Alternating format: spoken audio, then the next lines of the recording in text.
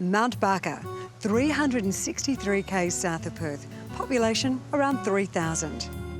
And there's a lot of really good reasons to visit this little town that they call the gateway to the amazing south coast. They've got award-winning wineries, they've got spectacular national parks. I'll tell you what, bakery's not bad either. And now they've added one more, thanks to the talents of one of their favourite local police officers. And it is transforming this town, telling its stories one wall at a time. Meet Sergeant David Johnston.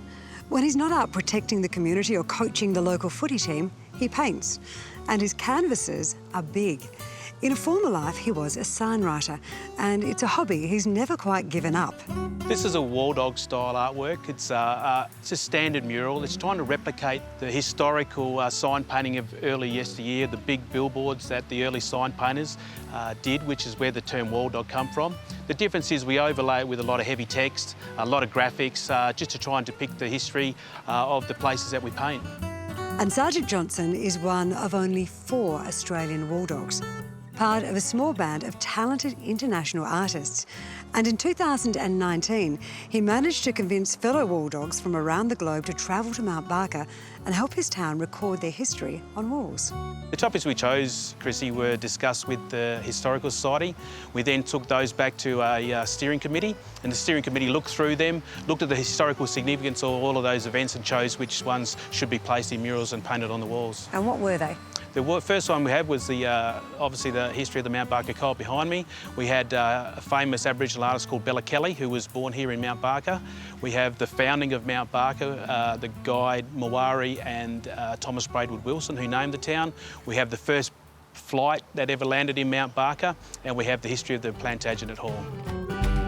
And the cost and time frame to make this happen will surprise you.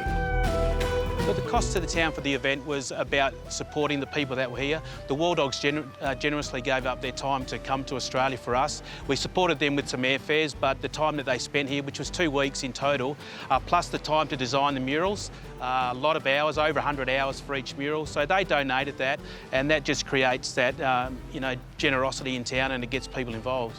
How many people were involved in the end?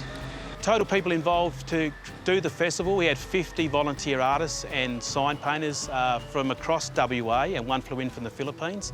Plus there were 20 helpers who helped out with catering and other things that need to be done, site management on the day.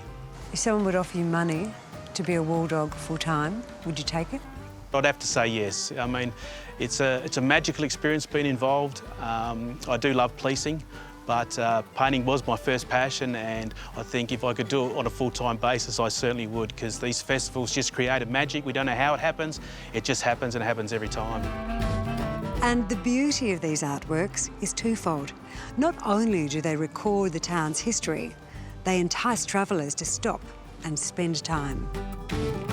While you can enjoy the Wall Dogs artwork any day, if you want to learn from the masters and be part of the project, the next paintings are going up in November as part of the Mountains and Murals Festival.